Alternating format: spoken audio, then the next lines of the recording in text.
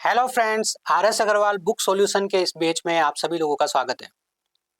देखिए, जब आप एक बुक सॉल्व करते हो और ऐसी बुक जो बहुत ही फेमस है बच्चों के बीच में, टीचर्स के बीच में, एग्जामिनर्स के बीच में, एग्जाम के पेपर सेट करने वालों के बीच में, और अगर आप विगत दिनों की बात करते हो तो बेसिक लेवल के जो एग्जाम्स है उसमें भी आर एस अग्रवाल के क्वेश्चन सीधे सीधे पुट हो रहे हैं। इसका मतलब आज की डेट में आपके लिए इस बुक का महत्व बढ़ गया है। तो हम इसका बुक सॉल्यूशन का बेस लेके आए। आज हम एक चैप्टर है औसत, उसकी शुरुआत करेंगे। पेड बैच की क्लास है और ये जो क्लास है ये फ्री सेशन में भी जाएगी। मतलब ये पूरा चैप्टर ही जाएगा फ्री सेशन में। यूट्यूब पे आपको मिल जाएगा या हमारे मोबाइल ऐप पे फ्री क्लासेज में मिल जाएगा, ताकि आप सब लोग देख सकें कि हम कैसा पढ़ रहे हैं। देखिए, अगर आप कोई बुक सॉल्व कर रहे हो तो आपके दिमाग में एक बात आ जानी चाहिए कि आप ये सोच सकते हो कि अगर कोई कोई एग्जाम है, कोई परीक्षा है, 50 शिफ्ट की है, तो आप मानिए कि एवरेज का एक एक क्वेश्चन आपको एक एक शिफ्ट करते करते करते आप 50 शिफ्ट के एवरेज के क्वेश्चन सॉल्व कर रहे हो, ऐसा आप सोच सकते हो। और लगभग सभी टाइप्स इसमें कवर होने वाली है। ठीक है, सबसे बड़ी बात, बेसिक से पढ़ना है, केवल बेसिक से नहीं पढ़ना है। ट्रिक्स भी लगाएंगे, ऑप्शन पे भी काम करेंगे। ठीक है, जितने भी तरह के प्रोसेस होते हैं, व्यवहार भी सीखेंगे। औसत एक ऐसा चैप्टर है जो सबसे सिंपल और सबसे हार्ड चैप्टर है, जिसे सबसे पहले पढ़ा जा सकता है, जिसे सबसे बाद में पढ़ा जा सकता है। अगर सबसे पहले पढ़ा जा रहा है तो आपको समझ जाना चाहिए कि हमारा बौद्धिक विकास बढ़ाने के लिए चैप्टर पहले कराया जा रहा है। और सबसे लास्ट में कराया जाता है तो टीचर सोचता है कि मैंने इतना सारा पढ़ा दिया है, अब इनका माइंड का लेवल अप हो गया है, तो अब मैं इसे पढ़ा दूं। दोनों ही चीजें इस चैप्टर फिक्स हो रही है, और ऐसा एकमात्र ही चैप्टर है पूरी मैथ्स में। ठीक है, चलिए। हमें पता है कि औसत जो होता है राशियों का योग बटा राशियों की संख्या होती है। बहुत ही सिंपल सी बात है ना? कि एक्स बार, औसत को एक्स बार करके लिखते हैं।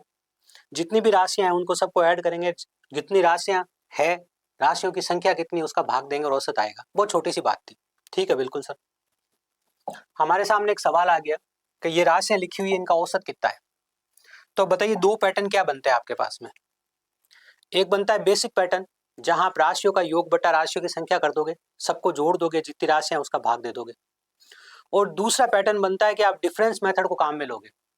डिफरेंस मेथड क्या है? डिफरेंस मेथड ये है कि आप किसी एक राशि को औसत मान लोगे, और उस एक राशि को औसत मानने के बाद आप देखोगे कि अब इससे औसत कितना दूर है, कितना ज्यादा है या कितना कम है। ठीक है, चलिए।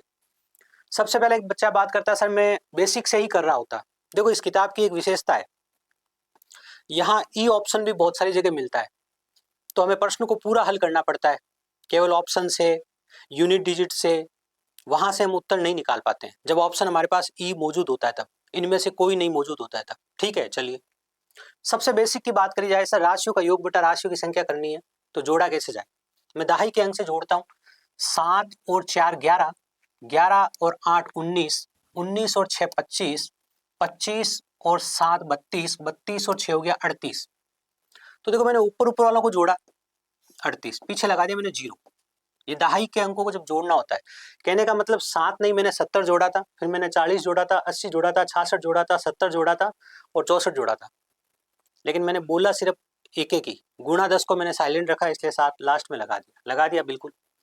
अब ऊपर वाले जोड़ दिए जाए, 8 और 6 14, और 4 18, 6 24, 24 और 4 हो गया 28। तो आप इसमें 28 जोड़ दीजिए, लीजिए, है ना? बिल्कुल। 1 2 3 4 5 6 राशियां हैं। अब आप इनका जोड़ करो पहले, तो कितना आएगा? 8, 8 2 10, हासिल का 1, 408। राशियां कितनी हमारे पास? राशियां हमारे पास 6 है। 6 से हम करेंगे तो कितनी बार जाएगा? ध्यान से देखो, 6 छंग 36, कितना बच गया आपके पास? 4, और 8 छंग 48, 68। 68 हमारे सवाल का जवाब आया। हमने एक बेसिक मेथड लगाया। जोड़ने में भी आपने सीखा होगा, कुछ ना कुछ आपने सीखा ही होगा। अब हम डिफरेंस मेथड की बात करते हैं। डिफरेंस मेथड में हम क्या करते हैं, इनमें से किसी एक को हम राइट आंसर मान लेते हैं। अब अभी तो हमें पता चल गया कि 68 राइट आंसर है, तो 68 को नहीं मान के हम 66 को मानते हैं। कि आप डिफरेंस मेथड से कर रहे थे, आपने कैसे किया, ध्यान से देखना। आपने माना कि 66 है ना, वो औसत है। इस 66 को, 66 को आपने औसत मान लिया। ठीक है। अब इसके ऊपर जितना डिफरेंस आता है, अगर प्लस में आता है, सब में बांट के औसत में बढ़ जाएगा। कैसे? सुनना। ये इससे कितना ऊपर है जरा देखो तो। सर ये 10 ऊपर है, प्लस का 10। ठीक है। ये आपका 48, 58, 68 माइनस का 18, ये आपका माइनस 18 है, ठीक है। 66, 76, 86 प्लस 18 है, ये आपका प्लस 18 है। 66 से देख रहे हैं हम, है ना? बिल्कुल सर, ये तो 66 है ही, ठीक है। और ये +4 है, ये क्या है +4, ठीक है। और लास्ट वाला क्या है -2, ये हमने डिफरेंस देख लिया 66 एवरेज मान के, ठीक है। अंतर कितना आ रहा है वो देख लिया। देखो 18 से 18 तो सीधा ही चला गया, ठीक है। अब कितना है भाई, इससे ये चला गया 2 और 10 12, प्लस का 12 आ रहा है, ये +12 सब में डिस्ट्रीब्यूट करेंगे हम, जितनी भी राशियां हैं। और राशियां कितनी है, राशियां 6 है, तो एक राशि के हिस्से में कितना आएगा, +2 आएगा। अगर ये माइनस होता तो हर राशि के हिस्से में -2 आता, तो 66 से -2 करते। अब हर राशि के हिस्से में +2 और आ रहा है, तो 66 में आप +2 करोगे तो कितना आ जाएगा, 68 आपका एवरेज आ जाएगा। ये डिफरेंस मेथड है, जो अभी जितना समझाया उतना समझने की कोशिश करना। देखिए अगर आप कोई बुक सॉल्यूशन की बात कर रहे हो तो थोड़ा बहुत बेसिक आपका पढ़ा हुआ होना चाहिए। अगर नहीं है तो बेसिक की क्लास मैं आपके बैच में डाल दूंगा साथ में, कि देखो ये बेसिक की क्लास थी एवरेज की, ये पढ़ लो, ठीक है। चलिए प्रश्न संख्या 2 की बात करते हैं।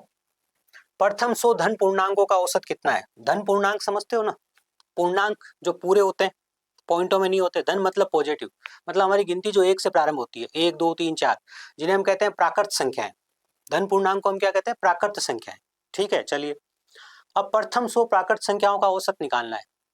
अब औसत की 2 क्वालिटी और है जो आपको पता होनी चाहिए, औसत के 2 फॉर्मूले और है जो आपको पता होने चाहिए, और वो क्या है, अगर हमारे सामने समांतर श्रेणी हो, कभी भी हमारे सामने समांतर श्रेणी हो। अब समांतर श्रेणी क्या होती है, समांतर श्रेणी सर ऐसी राशियां जिनके बीच का जो अंतर है वो बराबर हो, उसे हम समांतर श्रेणी कहते हैं, ठीक है। बिल्कुल सर, अगर समांतर श्रेणी हो तो औसत निकालने के 2 तरीके होते हैं, एक तो पहली राशि प्लस लास्ट राशि, पहली और अंतिम संख्या जो भी है उसको जोड़ के हम क्या करेंगे, 2 का भाग देंगे तो औसत आ जाएगा। एक तरीका तो ये है। और अगर समांतर श्रेणी, देखो समांतर श्रेणी कई तरह की आएगी, क्रमागत संख्याएं, ठीक है, सम संख्याएं, विषम संख्याएं, 3 के गुणज, 5 के गुणज, ये सब समांतर श्रेणी होगी। या फिर कहीं अंतर बराबर दिखे हमें, वो समांतर श्रेणी होगी। अब समांतर श्रेणी होगी तो औसत निकालने का एक तरीका क्या होगा, पहली प्लस अंतिम बटा 2। इसके अलावा अगर समांतर श्रेणी है तो औसत निकालने का एक और तरीका है, उसको ध्यान से सुनिएगा। अगर आपके सामने समांतर श्रेणी है तो औसत निकालने का एक तरीका और है कि बीच वाली संख्या औसत होती है। क्या, बीच वाली संख्या जो होगी वो औसत होगी, ठीक है। और कई बार एक संख्या बीच में नहीं मिलती है और बीच में 2 संख्याएं मिल जाती है। क्या सर, मुझे तो बीच में एक संख्या मिली नहीं, एग्जैक्ट बीच में एक संख्या नहीं मिली, ठीक है। देखो अगर राशियां ये होगी ना विषम, जैसे कि 5 संख्याएं हैं, 2 इधर रह जाएगी, 2 इधर रह जाएगी, तीसरी बीच में होगी। लेकिन कहीं पे अगर 6 संख्याएं हैं, 2 इधर 2 इधर, बीच में 2 राशियां रह जाएगी, तो उस टाइम में बीच वाली राशि कैसे निकालोगे, जब बीच में 2 राशियां बच जाए तो बीच वाली दोनों राशियों को जोड़ के हम 2 का भाग दे देंगे तो उनके बीच की राशि आ जाएगी। ये पूरा गेम था समांतर श्रेणी में औसत निकालने का, जिस पर आधारित बहुत सारे सवाल हम यहाँ पर करने वाले, ठीक है। चलिए अब पहली संख्या 1 है, धन पूर्णांक की बात करो और 100 तक जाना है, तो प्रथम प्लस अंतिम 1 + 100 बटा 2, 1 + 100 बटा 2 कितना होता है भाई, 50.5, तो 50.5 आपके सवाल का जवाब हो गया। 1 + 100, ऐसी ये इस तरह का कंडीशंस बहुत सारी जगह आएगी, है ना। तो एक बात दिमाग में सेट कर लो, अगर यहाँ बीच में प्लस है, ऊपर 2 ही राशियां, एक राशि ये एक राशि ये, बीच में प्लस है और बटा में 2 लिखा है, बटा 2 दोनों के नीचे, इसके नीचे भी है, इसके नीचे भी है। तो देखो 100 में आप 2 का भाग दोगे तो 50 बार जाएगा, और 1 में 2 का भाग दोगे तो 0.5 बार जाएगा, तो 50.5 आपके सवाल का उत्तर है। बात की जाए हमारे अगले प्रश्न की, प्रथम 9 अभाज्य संख्याओं का औसत बताओ। अब हम आ गए अभाज्य संख्याओं पे, ठीक है। यहाँ पर 2 बातें हैं जो आपको एग्जाम में लेके चलनी है। अब आपको अभाज्य संख्याओं का ज्ञान पहले होना चाहिए। अभाज्य संख्याएं जिसमें किसी का भाग नहीं जाए, और पहली अभाज्य संख्या 2 होती है। एक अभाज्य संख्या नहीं होती है क्योंकि उसके 2 गुणनखंड नहीं होते हैं। अभाज्य संख्या के 2 गुणनखंड होते हैं, केवल और केवल 2 गुणनखंड। तो पहली अभाज्य संख्या 2 होती है, ठीक है सर, 2 होती है। 2 के बाद में 3, और उसके बाद अभाज्य संख्याएं जो होगी ना वो 6 के पहाड़े के आसपास होगी। अब आपको अगर कोई भी इसके बाद की अभाज्य संख्या ढूंढनी है तो 6 के पहाड़े से या तो पहले होगी या बाद में होगी। अब देखो 6 के पहाड़े में 24 आता है, 24 के बाद 25 आता है, 25 अभाज्य संख्या नहीं है। तो मैंने ये नहीं कहा कि 6 के पहाड़े के आसपास वाली सभी अभाज्य संख्या होगी, लेकिन अभाज्य संख्या को ढूंढने के कहा 6 के पहाड़े के आसपास ढूंढेंगे। तो अब देखो सर 6 आया, 6 से पहले क्या आया, 5 आया, और 6 के बाद क्या आया, 7 आया, ठीक है। फिर 6 के पहाड़े में 12 आएगा, 12 से पहले 11 आएगा और 12 के बाद 13 आएगा, ठीक है। फिर 6 के पहाड़े में कितना आएगा, फिर 6 के पहाड़े में 18 आएगा, 18 से पहले 17 आएगा और फिर आएगा 19। फिर क्या आएगा, 18 के बाद 24 आएगा, उससे पहले 23। हमें कहां तक जाना हो तो देखो प्रथम 9 ही लेनी है हमें, ठीक है ना। 1 2 3 4 5 6 7 8 9, हम 9 संख्याएं ले चुके हैं, ठीक है, हम 9 संख्याएं ले चुके हैं। अब हमें औसत निकालना, राशियों का योग बटा राशियों की संख्या। यहां तुम प्रथम प्लस अंतिम बटा 2 मत कर देना, अभाज्य संख्याओं के बीच का अंतर बराबर नहीं होता है, अभाज्य संख्याएं समांतर श्रेणी में नहीं होती है। अब हमें यहाँ जोड़ना है और जोड़ने में थोड़ी सी स्मार्टनेस दिखानी है। स्मार्टनेस क्या दिखानी है, ध्यान से देखो सर, 7 और 13 20 हो गया, चलो 20 हो गया। देखो इसको ध्यान से देखो, 11 और 19, 11 और 19 को जोड़ेंगे तो 30 हो गया, हो गया, बिल्कुल हो गया। सब कुछ आपके सामने ही है, बस आपको उसे थोड़ा सिंपल करना है, ठीक है, बिल्कुल। 23 और 17 को ध्यान से देखो, 30 40 हो गया, कितना हो गया, 40, ठीक है, बिल्कुल सर। फिर क्या बच रहा है भाई, 5 3 8 2 10 हो गया सर, कितना हो गया, 10, बिल्कुल। इनको जोड़ो तो कितना हुआ, 40 70 80 90 100, ठीक है ना। अब 100 में आप 9 का भाग दीजिए, तो ये गणना आपको पहले से आनी चाहिए कि 100 में आप 9 का भाग देंगे तो कितना आएगा, 11 सही 1/9। आपको याद होगा, आपने कहीं पे ऐसा देखा होगा कि 1/9 गुणा 100, तो वही तो है ये 11 सही 1/9। अगर नहीं पता है तो कोई नहीं, जहां मौका मिलेगा वहां सीखोगे। अब यहाँ एक बात तो ये हो गई, अब दूसरी बात क्या हो गई, ये एक फेमस सवाल है, ठीक है, ये एक फेमस आंकड़ा भी है कि प्रथम 9 अभाज्य संख्याओं का योग 100 होता है। अब अगर आपको, आपने पॉइंट अपनी नोटबुक में कहीं लिखा है और आपको ये बात याद है कि भाई प्रथम 9 अभाज्य संख्याओं का योग, आप सब याद नहीं कर सकते, आप विशेष विशेष बातें याद कर सकते हो। प्रथम 9 अभाज्य संख्याओं का योग 100 होता है। अगर आपको ये बात याद होती, मैंने कहा सब कुछ याद नहीं कर सकते, लेकिन कोई फेमस चीज होती है उसे हम याद करते हैं कि प्रथम 9 अभाज्य संख्याओं को जोड़ेंगे तो योग 100 आएगा, तो फिर आपको सीधा ही पता चल देता कि उत्तर 100/9 है और 100/9 11 से 1/9 होता है, ठीक है। चलिए बात की जाए हमारे अगले प्रश्न की। प्रथम 10 सम प्राकृत संख्याओं का, प्राकृत संख्या हुई नेचुरल नंबर, प्रथम 10 सम संख्याओं का, एक ही बात है, सम संख्याएं प्राकृत संख्या में ही आती है, इसलिए ऐसा नहीं बोलेंगे तो भी चल जाएगा, ठीक है, बिल्कुल। तो प्रथम 10 सम संख्याओं का औसत कितना है, प्रथम 10 सम संख्याओं का औसत 11 होता है, ठीक है। अच्छा तरीका जानते हैं, पहली सम संख्या कितनी है भाई, पहली सम संख्या 2 है सर। फिर क्या है, अब ध्यान से देखो, पहली सम संख्या 2 है, फिर 4 है, फिर 6 है, फिर 8 है, फिर 10 है। अब यहां पर आप दिमाग लगाइए कि 5 सम संख्याएं लाने के लिए, 5 सम संख्याएं लाने के लिए आपको 10 तक की गिनती के पास जाना पड़ा। क्यों, क्योंकि 1 2 3 4 5 6 विषम सम विषम सम विषम सम विषम सम, मतलब हर दो संख्याओं में से एक संख्या सम होती है। तो अगर आप लिखना चाहेंगे कि 2 4 6, ऐसे करके आप कहां तक पहुंच जाएंगे, 20 तक पहुंच जाएंगे। इसको आप एक और तरीके से सीखिएगा, हर तरीका आपके दिमाग में है, हर तरीका आपके जगह जगह पे काम आएगा, ठीक है ना। कैसा, सम संख्या है ना, 2 एकम 2 पहली, 2 दूनी 4 दूसरी, ऐसे करके 10 सम संख्याएं चाहिए ना, तो 2 × 10, ये 10वीं सम संख्या होगी।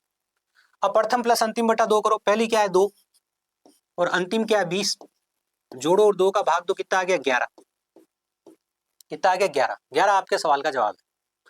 अब जिन बच्चों की मैथ्स अच्छी है वो यहाँ पर एक ट्रिक याद कर सकते हैं, देखो सब बातें धीरे धीरे होगी, ध्यान से सुनना।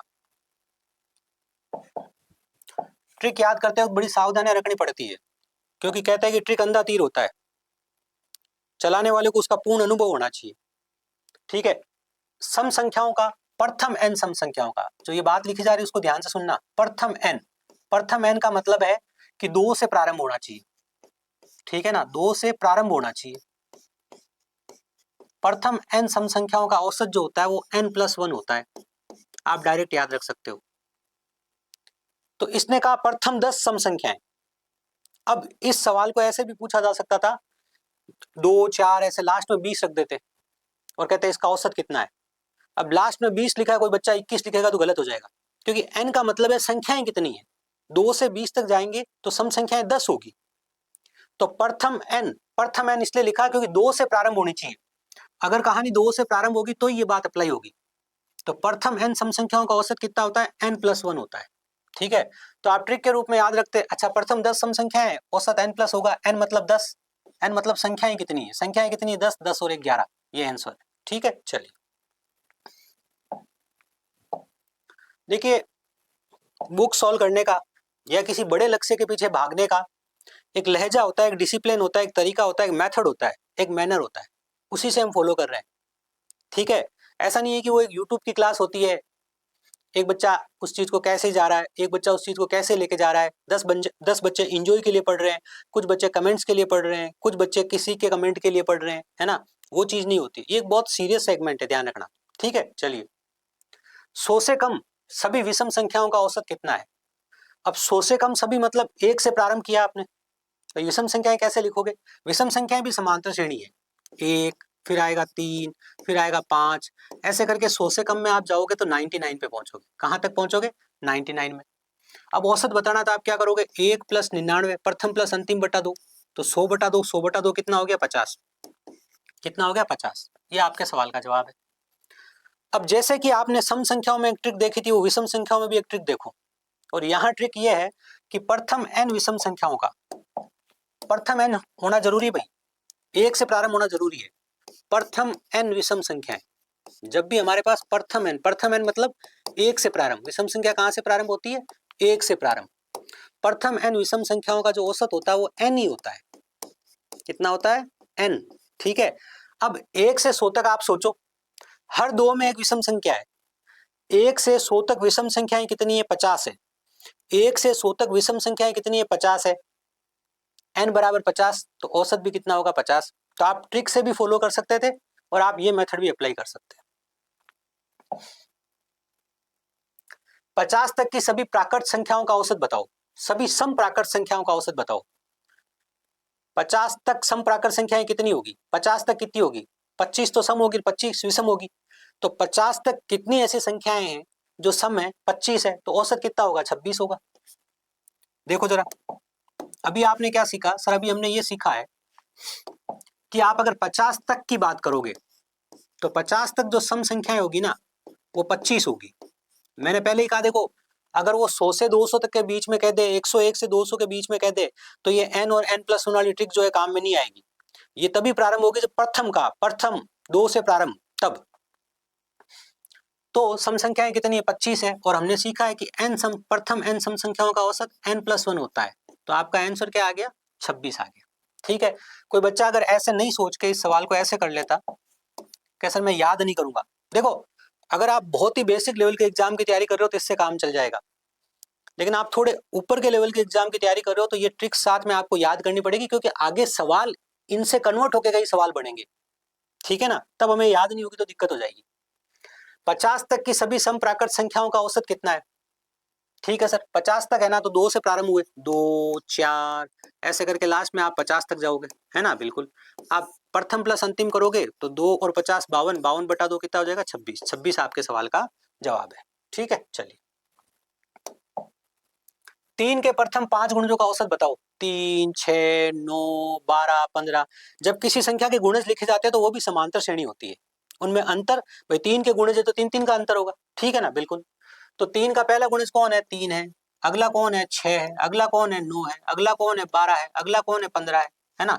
तो 3 + 15 बटा 2, तो 18 बटा 2 कितना हो गया, 18 बटा 2 9। 9 आपके सवाल का जवाब है। ठीक है, लेकिन यहाँ एक तरीका और भी है। आपको कहते हैं 3 के प्रथम 39 गुणजों का औसत बताओ। अगर मैं यहाँ कह देता आपको कि 3 के प्रथम 39 गुणजों का औसत बताओ, अब मैंने आपको अगर 39 गुणज बता दिया ना 3 के, तो आपको पहला गुणज है 3 एकम 3 और 39वां गुणज है 3 × 39। समझ रहे हो ये। अब प्रथम प्लस अंतिम बटा 2 करना है, तो यहाँ ध्यान से देखो क्या दिमाग लगाओगे, 3 × 1 प्लस 3 × 39, प्रथम प्लस अंतिम बटा 2। 3 आप अगर कॉमन लोगे, ध्यान से देखो, अगर आपने 3 कॉमन लिया, यहाँ 1 बचेगा, 39 बचेगा। 1 और 39 कितना हो गया, 40। 40 से 2 कितनी बार कटेगा, 20 बार। तो 2 × 20 कितना हो गया भैया, 2 × 20 हो गया आपका 40, है ना। अब आप कहते हैं नहीं सर मैं तो ऐसा नहीं करूंगा, कुछ गड़बड़ हुई क्या। नहीं, आपने 3 कॉमन लिया ना, सॉरी, 3 आपने कॉमन लिया, अंदर 20 बचा, तो 3 × 20 कितना हो गया, 3 × 20 हो गया आपका 60, है ना, बिल्कुल। 3 आपने कॉमन लिया, यहाँ 1 बचा और यहाँ 39 बचा, 40 40 से 20 और कट गया, 3 × 20 कितना आ गया, 60 आ गया। तो यहाँ जब कोई सवाल इस तरह से चल रहा होता है तो जरूरी नहीं आप पहले इनका गुणा करें फिर जोड़ें, क्योंकि ये तो कॉमन आएगा। अगर गुणज है तो ये कॉमन आना ही आना है। तो कंप्यूटेशन मैथ्स का रूल यही है कि फाइनल कैलकुलेशन तब तक नहीं करनी है जब तक हम कहीं अटक नहीं जाए या फाइनल स्टेज पे पहुंच नहीं जाए, है ना। तो आप समझदारी ये दिखाएंगे पहले इसका गुणा नहीं करेंगे, इसको इस तरह से आगे लेके चलेंगे। प्रथम 10 प्राकृत संख्याओं के वर्गों का औसत। अब ये भी बहुत फेमस आंकड़ा है। पहले तो आपको बताएं प्रथम 10 प्राकृत संख्याएं, उनका औसत पहले उनका होती क्या है। पहली प्राकृत संख्या का वर्ग क्या होता है, प्राकृत संख्या का वर्ग, पहली का वर्ग क्या होता है 1, 2 का वर्ग क्या होगा 4, 3 का वर्ग क्या होगा 9, ऐसे करके 10 का वर्ग क्या होगा 100।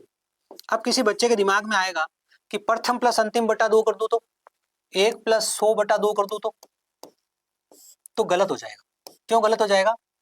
अगर आपने प्राकृत संख्याएं लिखी है 1 2 3 4 5 6 7 8 9 10 तो वो तो समांतर श्रेणी है, लेकिन अगर प्राकृत संख्या के वर्ग लिखें तो वो समांतर श्रेणी नहीं है। उनके बीच का अंतर देखो, यहाँ देखो अंतर कितना है, यहाँ अंतर 3 का है, यहाँ अंतर कितने का है 5 का है, समझ रहे हो। तो अंतर बराबर नहीं होता है। तो जब वर्ग लिखते हैं तो अंतर बराबर नहीं होता है। पहली बात समझ में आ गई? बिल्कुल आ गई। तो क्या 1 से लेके 10 तक के वर्ग जोड़ें सर? नहीं, वर्गों के योग करने का एक तरीका होता है। और क्या तरीका होता है? देखो, जब आप प्राकृत संख्याओं को जोड़ते हैं तो प्राकृत संख्याओं को जोड़ने का तरीका होता है 1 से प्रारंभ। जब 1 से प्रारंभ हो और आपको प्राकृत संख्याओं को जोड़ना हो, मतलब गिनती को 1 2 3 4 1 से 100 तक 1 से 50 तक, तो उसका योग करने का तरीका होता है n+1/2, है ना। और जब आप प्राकृत संख्याओं के वर्गों को जोड़ते हो, जब आप प्राकृत संख्याओं के वर्गों को जोड़ते हो तो उसका तरीका होता है n+1/2 गुणा 2n+1/3। ये प्राकृत संख्याओं के वर्गों का योग है। देखो, योग ये है तो औसत क्या होगा? औसत होता है राशियों का योग बटा राशियों की संख्या। मतलब यहाँ संख्या कितनी है, n है ना, संख्याएं कितनी है यहाँ पे n। तो जब इसका औसत निकालोगे, देखो x बार मतलब औसत होता है, तो राशियों का योग बटा राशियों की संख्या, मतलब आप इसमें n का भाग दोगे। n का भाग देने का मतलब n को भाग में लिखो तो n से n क्या हो जाएगा, कट हो जाएगा। तो इसका औसत क्या हो गया, देखो n कट गया, बस आगे का n+1/2 गुणा 2n+1/3, ये इसका औसत हो गया। समझे? बिल्कुल। अब अगर आप घनों की बात करते हैं, प्राकृत संख्याओं के घनों की बात करते हैं अगर आप, ठीक, देखो अगर आपका पहला चैप्टर संख्या पत्ती होता तो ये वहां से पढ़कर आप यहां तक आ जाते, तो आप कहते सर पहला चैप्टर संख्या पत्ती क्यों नहीं पढ़ाया जा रहा है। देखो, किसी भी चीज को शुरू करने का पैटर्न होता है। अगर मैं संख्या पत्ती शुरू करूंगा तो संख्या पत्ती में जो शब्दों वाले सवाल आएंगे वहां प्रतिशत और अनुपात समानुपात की जरूरत पड़ेगी, है ना। तो फिर अगर आपको प्रतिशत और अनुपात समानुपात नहीं पता तो आप वहां फंसोगे। इसलिए हम क्या करेंगे, इसलिए हम पहले अर्थमेटिक का थोड़ा सा सेगमेंट कवर करेंगे, फिर नंबर सिस्टम की तरफ जाएंगे, ठीक है। अगर आपको घनों का योग करना है, घनों का योग मतलब 1 का घन, 2 का घन, है ना, और वो भी प्रारंभ से शुरू होना चाहिए 1 से। जैसे ये 1 से वर्ग शुरू हुए हैं, ठीक है ना, 1 से शुरू हुए तो ये फॉर्मूला डायरेक्ट लग गया है, अन्यथा डायरेक्ट नहीं लगता, ठीक है। चलिए, घनों के योग का तरीका क्या होता है, ध्यान से देखो, n+1/2, ये तो सर इसका है, हाँ, n+1/2, इसको 2 बार लिख दीजिए, ये घनों का योग हो गया, ठीक है। अब घनों के योग का फॉर्मूला ये है, तो जब घनों का औसत निकालोगे तो 1n कम हो जाएगा, क्योंकि राशियों का योग बटा राशियों की संख्या है, तो इस 1n को गायब कर दीजिए, तो n+1/2 गुणा n, ये वाला n गायब नहीं होगा, अभी एक बार n गायब होगा, राशियों का योग बटा राशियों की संख्या एक बार ही। तो ये छोटी छोटी चीजें हैं जो आप हमेशा याद रखोगे। अगर आपको नहीं आती है तो नोटबुक में लिखोगे, आती है तो बहुत अच्छी बात है। इस तरीके से देखा आपने, औसत का यहाँ फॉर्मूला बनेगा n तो काटना पड़ेगा, n+1/2 इंटू 2n+1/3। n कितना है, 10 है, 10 और 1 क्या हो गया, 11/2, बिल्कुल सर। 10 दूनी 20 और 1 21, 21/3। अब 21 से कितनी बार कट जाएगा भाई, 7 बार, 11 7 है 77, 77/2, 38 दूना 76, 38.5 उत्तर आ गया, है ना, बिल्कुल। अब जो बच्चे काफी प्रैक्टिस करते हैं वहां पर उनको एक फेमस बात याद होनी चाहिए। अभी थोड़ी देर पहले एक फेमस बात याद करी थी, ये जितनी भी फेमस बातें हैं ना, इनको नोटबुक में स्पेशल नोट्स बना के एक साथ लिखना है। जो पहले एक स्पेशल बात बताई थी, अभी एक और बता रहा हूं, है ना, कि प्रथम 10 जब आप आगे पढ़ोगे बहुत सारी चीजें तो पता चलेगा 2-3 चैप्टर्स में। प्रथम 10 प्राकृत संख्याओं का योग, प्रथम 10 प्राकृत संख्याओं का योग, प्रथम 10 प्राकृत संख्याओं के वर्गों का योग, प्राकृत संख्याओं के वर्गों का योग। ये भी फेमस आंकड़ा भाई, फेमस आंकड़ा वो जो बार बार सवाल आए जिसपे 385 है। अब अगर आपको डायरेक्ट याद है बात कि भाई अगर पहली 10 प्राकृत संख्याओं को जोड़ा जाए तो 385 आएगा।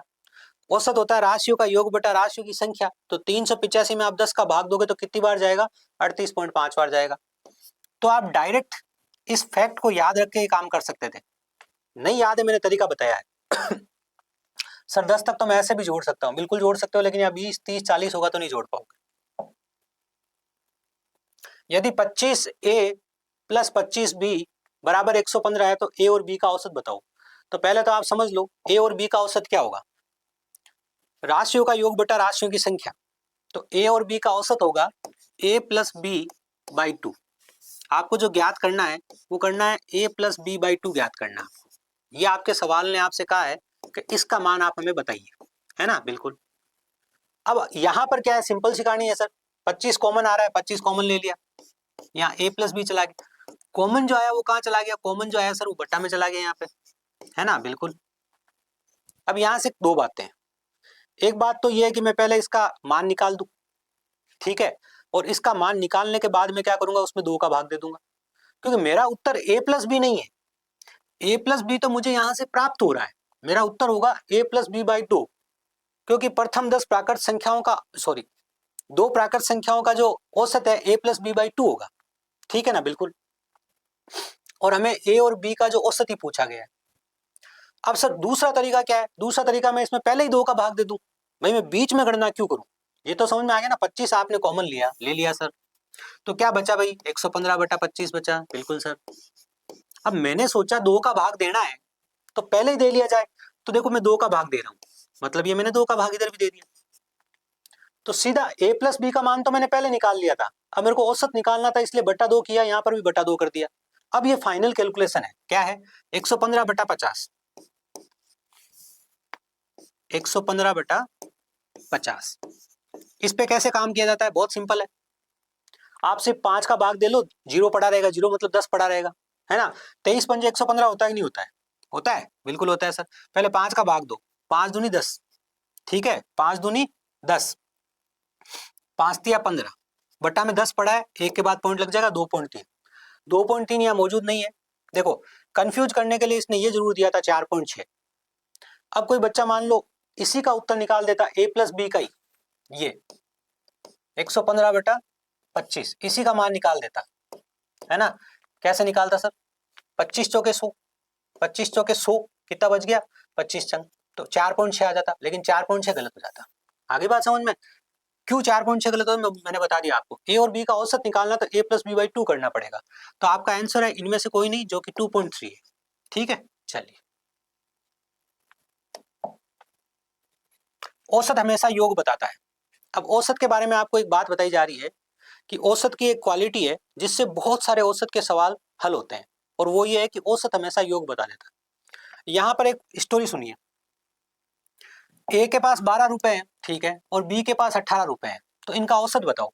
तो आप कहोगे सर देखो, राशियों का योग बटा राशियों की संख्या जोड़ा तो 30 आया, बिल्कुल, 30 में आपने 2 का भाग दिया, बिल्कुल दिया, औसत कितना हो गया, औसत 15 हो गया। अगर ये ए और बी 10 और 20 होते तो 10 और 20 होते, जोड़ते तो योग कितना आता, 30, 30 में 2 का भाग देते, औसत कितना आता, 15। सर वहां राशियां अलग थी, वहां राशियां अलग थी, ठीक है, तो भी औसत क्या आया, बराबर आया, क्यों, क्योंकि उनका योग बराबर है। तो औसत से हम वापस भी योग ही पता कर पाते हैं, कैसे, पहले इस बात को सुनो ध्यान से। मेरे को कहा 2 राशियां हैं,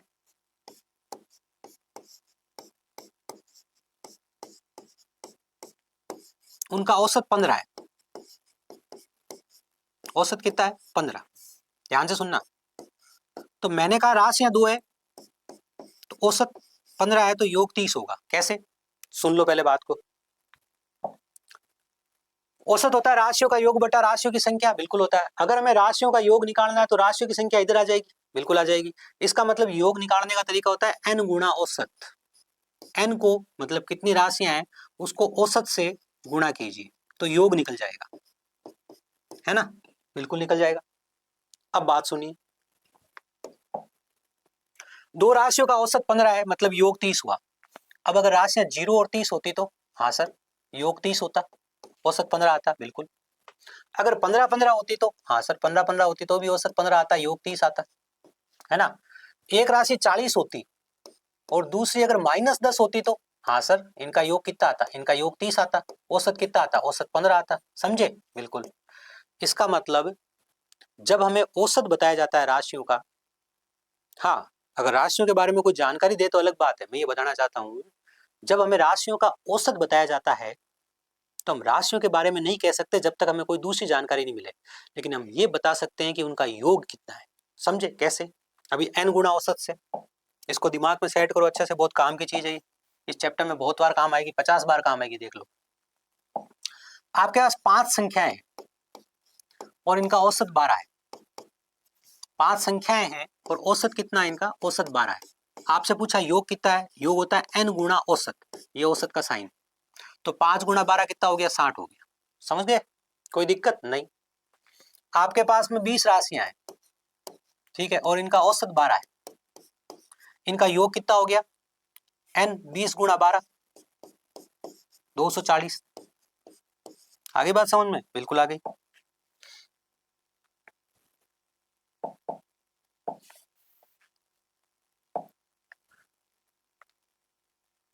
आपके पास में 10 राशियां हैं और इनका औसत 6 है, योग कितना हो गया भाई, 10 इंटू 6 60। अब ये राशियां क्या क्या है 10 मुझे नहीं पता, मैं इसको देख के नहीं बता सकता, मुझे अगर पता चल जाए कितनी राशियां और उनका औसत क्या है तो मैं योग बता सकता हूं। तो यहां पर हमने एक कॉन्सेप्ट समझा है कि औसत हमेशा योग बताता है, क्या कहा, औसत हमेशा योग बताता है।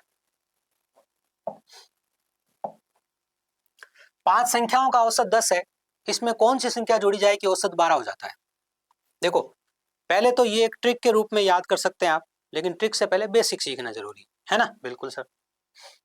तो कहानी ये है सर, देखो जरा ध्यान से, आपके पास में 5 संख्याएं हैं, ठीक है, बिल्कुल, उसमें आपने कोई संख्या जोड़ी, ये देखो जरा ध्यान से, 5 संख्याएं हैं और उनका औसत कितना है, उनका औसत 10 है, मतलब इनका योग 50 हो रहा था, कितना हो रहा था, 50 हो रहा था कि नहीं हो रहा था, बिल्कुल 50 हो रहा था। आपने इसके अंदर कोई राशि जोड़ दी, मुझे नहीं पता वो राशि क्या है, मैंने पी नाम दे दिया उसको, ठीक है। ऐसा करने से अब राशियां कितनी हो गई सर, अब राशियां 6 हो गई, पहले 5 राशियां थी, एक राशि आपने जोड़ी तो 6 राशियां हो गई, बिल्कुल। और औसत कितना हो गया, औसत 12 हो गया, तो 12 कितना हो गया, 72। अब आप खुद बता दो, जब संख्याएं 5 थी तो योग 50 है, और संख्याएं जब 6 है तो औसत 72 है, कितना बढ़ गया सर, 22 बढ़ गया। तो ये जो 22 बढ़ा है वो कौन है, वो यही तो राशि है ना, यही तो राशि है भाई। 5 को आपने जोड़ा तो 50 आया, 6 को आपने जोड़ा तो 72 आया, बड़ा कितना, 22। तो ये 22 कौन है, ये p बराबर 22 है ना। ये तो हो गया आपका बेसिक तरीका, क्या 5 का योग निकाल दिया, 6 का योग निकाल दिया, ज्यादा के योग में से कम का योग घटा दिया, ज्यादा संख्याओं के योग में से कम संख्याओं का योग घटा दिया। इस बात को याद रखना, ये बात बहुत जगह काम आएगी, एक स्टेटमेंट है और इससे बहुत सारे सवाल होते हैं कि ज्यादा संख्याओं के योग में से कम संख्याओं का योग घटा दिया तो जो आपने जोड़ी थी वो संख्याएं निकल गई। कई बार घटाएंगे तो भी हम ज्यादा में से कम को ही घटाएंगे, कई बार कोई संख्या गायब भी करेंगे, इसमें संख्या जोड़ी भी हमने। तो आई होप ये बात आप सबको समझ में आ गई है, बिल्कुल। यहां पर हम एक ट्रिक सीखते हैं, देखो समूह में एक व्यक्ति आए, जैसे कि एक संख्या हटा दी, एक संख्या जोड़ दी, ठीक है। शिक्षक वाला सवाल आपने सुना होगा, कुछ बच्चों का औसत ये था, एक शिक्षक के शामिल किया जाए, शिक्षक की आयु को भी उसमें शामिल कर लिया जाए, है ना। क्रिकेट वाला सुना होगा कि कुछ पारियों में औसत ये था, अगली पारी में उसने इतने रन बनाए जिससे औसत इतना बढ़ गया, औसत इतना घट गया। तो ये सभी सवाल हम इस एक ही पैटर्न से सोल्व कर लेंगे, इसलिए आपको यहाँ एक ट्रिक बताई जा रही है। बेसिक तो बता दिया, ट्रिक ट्रिक क्या है, ध्यान से देखो। जब भी समूह में एक राशि आए तब ये ट्रिक काम में लेना, आप एक से ज्यादा आए तब आप ये काम में मत लेना, ठीक है। रटने को तो हम एक के लिए, दो के लिए, तीन के लिए, सबके लिए अलग अलग ट्रिक्स याद कर सकते हैं, लेकिन हमें ऐसा कार्य नहीं करना है। हमें अपने ज्ञान को विस्तार करना है, बहुत ज़्यादा रटना नहीं है। हाँ, फैक्ट्स अच्छी चीज़ें, एग्जाम में ज़्यादा काम आने वाली चीज़ें, एग्जाम में ज़्यादा काम आने वाली कैलकुलेशन, उसको आप स्पेशल मैथ्स के टॉप पर दिमाग में रखोगे। जैसे अभी हमने दो बातें सीखी थी कि प्रथम 9 अभाज्य संख्याओं का योग 100 होता है, प्रथम 10 प्राकृत संख्याओं के वर्गों का योग 385 होता है। अब यहाँ पर आप एक ट्रिक याद कर रहे हो, बेसिक मैंने बता दिया, बेसिक और ट्रिक से आप बहुत सारे सवाल सॉल्व करोगे।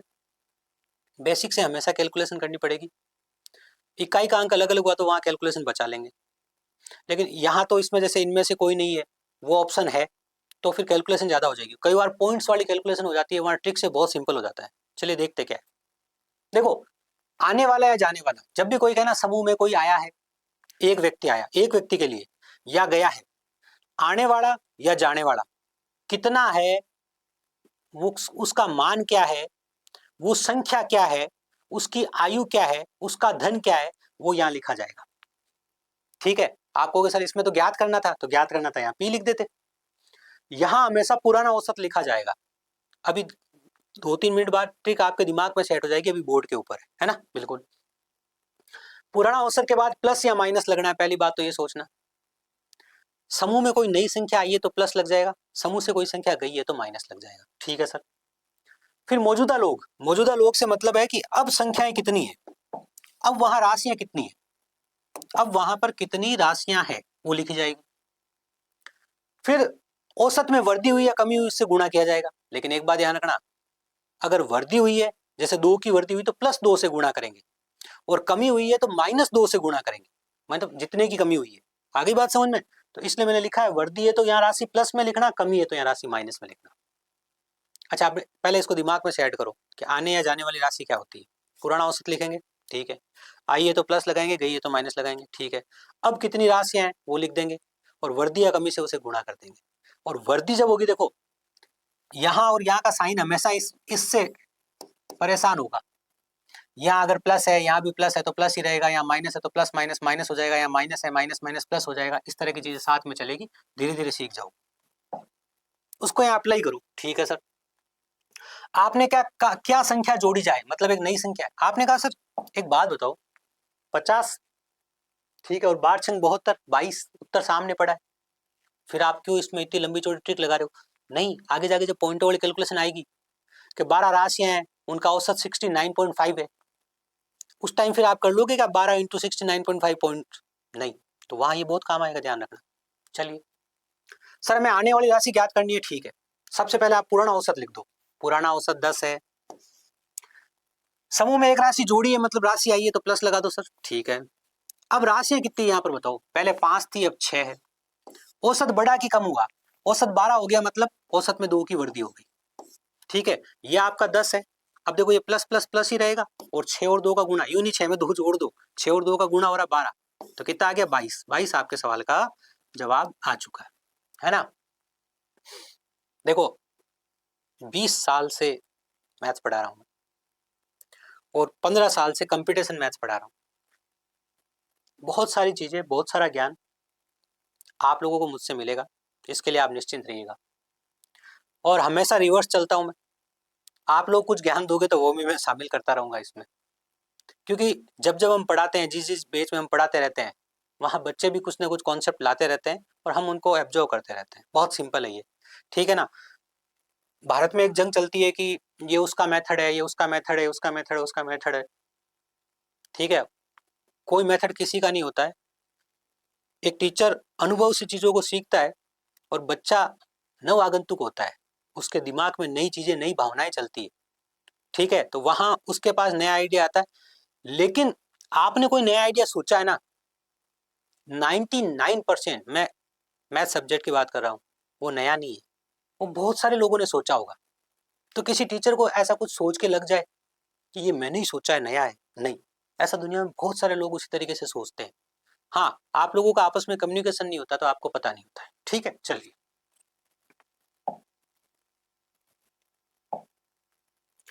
7 क्रमागत संख्याओं का औसत 33 है, तो इनमें से सबसे बड़ी संख्या कौन सी?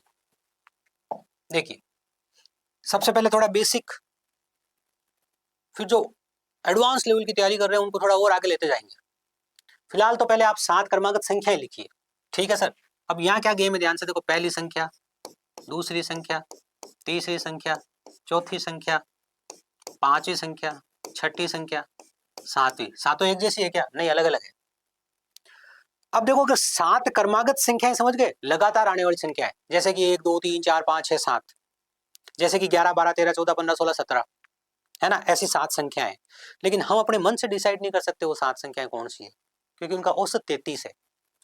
हमने एक बात सीखी थी कि जब हमारे पास समान अंतर वाली श्रेणी होती है, 7 क्रमागत संख्याएं हैं, तो प्रत्येक संख्या में 1 का अंतर है, तो ये भी क्रमागत श्रेणी है, ये भी समांतर श्रेणी है, क्रमागत संख्या है, बिल्कुल सर।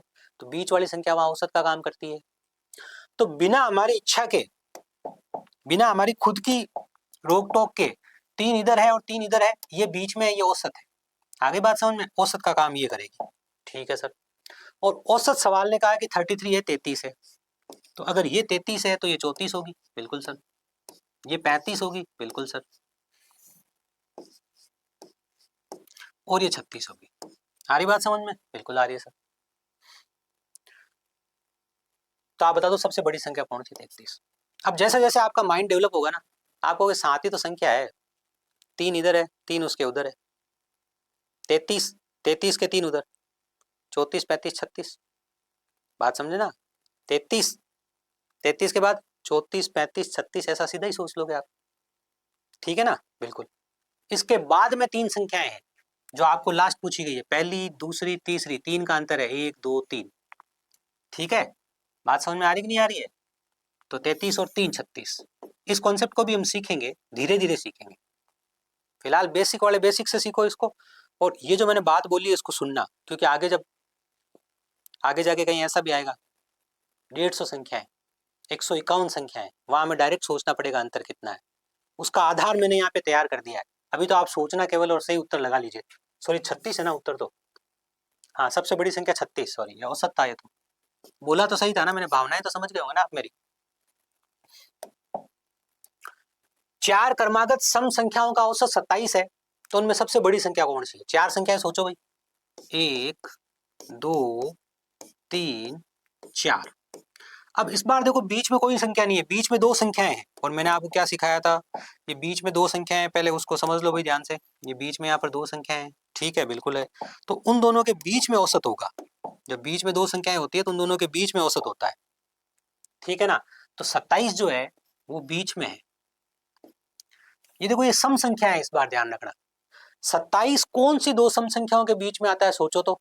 इसमें क्या है सर, 27 आपका 26 और 28 के बीच में आता है। किसके बीच में आता है? 26 और 28 के बीच में। तो सबसे बड़ी कौन सी है? 28 के बाद क्या आएगा? 28 के बाद 30 आएगा। तो सबसे बड़ी कौन सी है? सबसे बड़ी 30 है। समझ गए? बिल्कुल सर।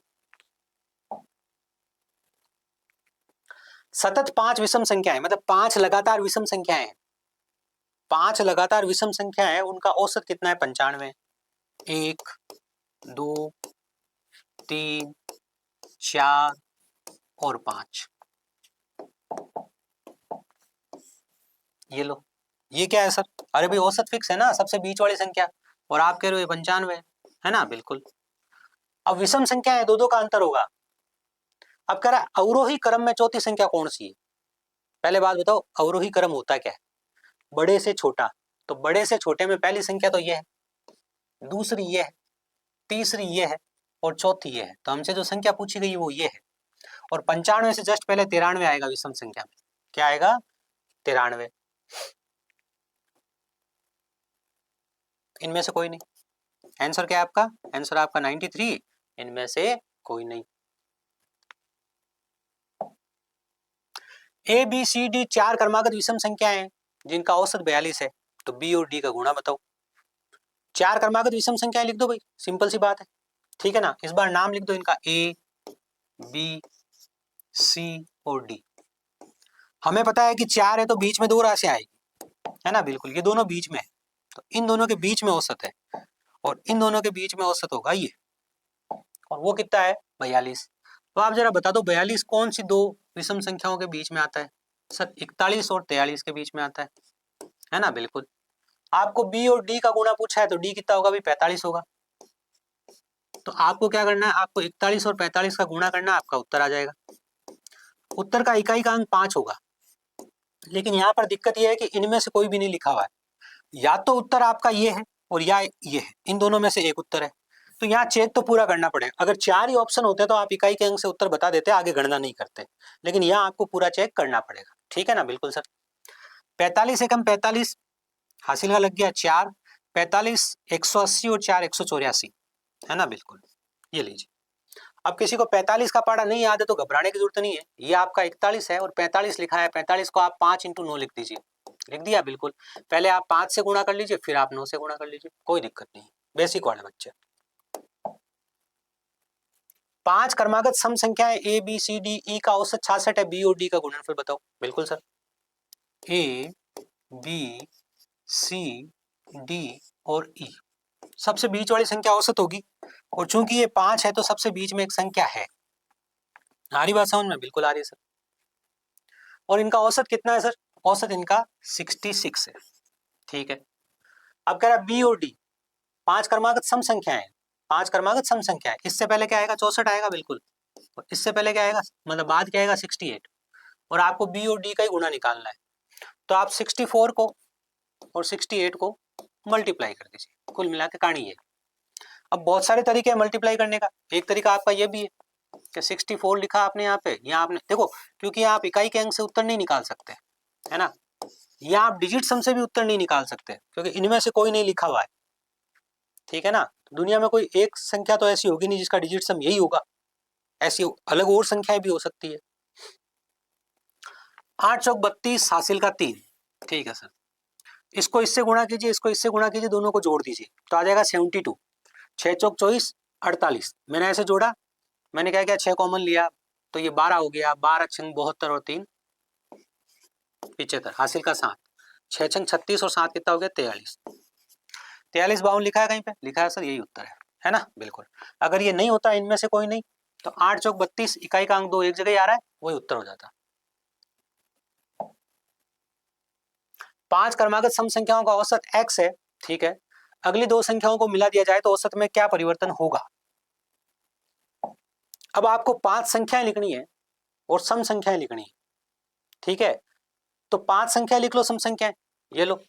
दो तरीके इस सवाल को करने के, पहला तरीका ये लो, 1 2 3 4 और 5। यहां औसत सबसे बीच वाली संख्या होगी और सबसे बीच वाली संख्या ये है, और औसत कितना भाई? x है। यही कहा, 5 क्रमागत सम संख्याओं का औसत क्या है? x है। ठीक है, बिल्कुल। ये क्या हो जाएगा? x माइनस 2, भाई सम संख्या है, 2 इधर कम होगी, ये क्या हो जाएगी? x माइनस 4, बिल्कुल सर। इसके आगे क्या हो जाएगा? x प्लस 2, बिल्कुल सर। ये क्या हो जाएगा आपका? ये हो जाएगा x प्लस 4, बिल्कुल। औसत सबसे बीच में, सम संख्या है, पीछे आने के लिए 2 2 घटाते जाओ, आगे जाने के लिए 2 2 जोड़ते जाओ। हर 2 क्रमागत सम संख्याओं में 2 का अंतर होता है, बिल्कुल सर। इसके आगे की 2 संख्याएं और मिला दें तो औसत क्या होगा? अब ध्यान से देखो, इसके आगे की 2 संख्याएं और मिला दी, मतलब इसको भी ले लिया और इसको भी ले लिया। आगे बात समझ में? ये x प्लस 4 है, ये आपका x प्लस 6 हो गया, ये आपका x प्लस 8 हो गया। अब यहाँ 2 तरीके हैं। 2 तरीके कैसे? पहले तो आप बताओ कि पुरानी टेबल पता है आपको? ठीक है। अब आप नई टेबल देख रहे हो? बिल्कुल देख रहे हैं सर।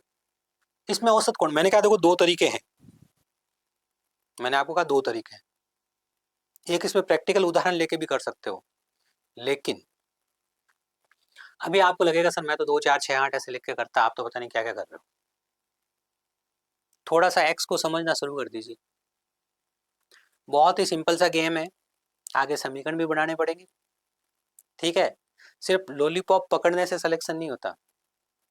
आजकल एसएससी जीडी जैसे बहुत ही सिंपल से एग्जाम में भी 2 चरों वाले रैखिक समीकरण, द्विघात समीकरण, ऐसे सवाल आते हैं। और दिल्ली पुलिस में तो इतने अच्छे अच्छे सवाल आए थे कि आप ऑप्शन से कर ही नहीं सकते, आपको समीकरण बनाना ही पड़ेगा। और ऐसा 2019 एसएससी जीडी ने भी शुरू कर दिया था। तो आज की डेट में अगर आप है ना ऐसे नहीं सोचें कि अर्थमेटिक के टाइम मुझे समीकरण का ज्ञान नहीं, जो बहुत छोटा एग्जाम्पल होता है जिसका उत्तर हमारे को बहुत चिल्ला चिल्ला के सामने दिख रहा होता है, वहां पे अपने को अपने कॉन्सेप्ट क्लियर करने, इस बात को ध्यान रखना। ठीक है, आगे बात समझ में? हाँ सर आ गई, ज्ञान हो गया खूब, बिल्कुल हो गया सर। अब ये संख्याएं कितनी हो गई? 7 हो गई। तो देखो 1 1 2 3 इधर रह गई, 1 2 3 इधर रहेगी, सबसे बीच में अब ये संख्या है। पहले ये संख्या औसत थी, लेकिन अब 7 हो गई है तो सबसे बीच में ये है, तो औसत क्या है x + 2। तो औसत में क्या हो गया, 2 की वृद्धि हो गई। क्या हो गई, 2 की वृद्धि। आगे बात समझ में? बिल्कुल सर। अब ध्यान से देखो, अब परीक्षा के हिसाब से बात करते हैं कि सर हमें तो ये तो पता ही था कि है ना, हमारे को x के रूप में उत्तर नहीं निकालना है, x के रूप में निकालना होता तो भी हम निकाल देते, तो हम उसको बेसिक प्रैक्टिकल उदाहरण से क्यों नहीं करें? ठीक है ना, हाँ तो प्रैक्टिकल उदाहरण से करो। लो देखो सर, 2 4 6 8 और 10, 8 और 10, ये 5 संख्याएं और इनका औसत कौन है, बीच वाली संख्या। तो x बराबर कितना हो गया, 6 हो गया। इसके आगे की दो संख्याएं और ले लो, 12 और 14। ले लिया, बिल्कुल ले लिया सर। अब औसत कौन है, तो अब औसत ध्यान से देखो, 1 2 3 इधर रहेगी, 1 2 3 इधर रहेगी। अब औसत कौन है, नया औसत ये नया औसत 8। अब औसत में क्या हुआ सर, औसत में 2 की वृद्धि हुई है ना, बिल्कुल। तो उत्तर दो तरीके से हो सकता था कि औसत में 2 की वृद्धि हुई, और उत्तर ऐसे भी हो सकता था, उत्तर x+2 भी आंसर के रूप में लिखा हो सकता था, है ना, तो भी आप समझ जाते। इससे भी आप समझ जाते कि पुराना औसत 6 है, नया औसत 8 है। अगर 6 x के बराबर है तो 8 x + 2 है, तो आप ये बात यहां से भी पकड़ लेते, तो इस उदाहरण से भी आप ये सवाल हल कर सकते हो, पहली बात। दूसरी बात बहुत छोटी सी है, आप औसत ऐसे भी देख सकते थे, है ना, कि 14 और 2 कितना हो गया, 16, और 16/2 कितना हो गया, 8, है ना, कितना हो गया भाई, 8। आ रही बात समझ में? बिल्कुल। इसको आप और थोड़ा तेजी से सोचने का प्रयास करते हैं। अब इसके बाद सबका अपना अपना माइंड है, किसी का खुल गया है, किसी का लेट खुलेगा, सब चीजें धीरे धीरे होगी, उससे कोई घबराने वाली बात नहीं है। आपने कहा 5 संख्याएं, औसत कुछ x लेना है, तो अपने घबराने की जरूरत नहीं है। तो आपने पहली 5 संख्याएं सोच ली, तो आपको पता है पहली सम संख्या 2 होगी और 5 भी 10 होगी, तो 2 + 10/2 कितना हो गया भाई, 6 हो गया। अब आपने कहा कि आगे की 2 लेनी है, तो 7 हो गई। पहली 2 है और 7वीं कितनी होगी, 7वीं 14 होगी, 7वीं कितनी होगी, 14/2, कितना आ गया भाई, 8 आ गया। 6 और 8 क्या हो गया भाई, +2, नया औसत क्या है, 2 ज्यादा है। लो बस, सिंपल। समझे कि नहीं समझे? ना मैंने इतना लिखा ना मैंने उतना लिखा, तो क्या मैं ये काम मन में नहीं कर सकता क्या? 5 है तो 2 मान ली पहली, 5 ही अपने आप ही 10 हो जाएगी, 12/2 6। 7 है, पहली 2 है तो 7वीं 14 हो जाएगी, 16/2 8। कितने की वृद्धि हो रही, 2 की वृद्धि हो रही। ठीक है, बिल्कुल।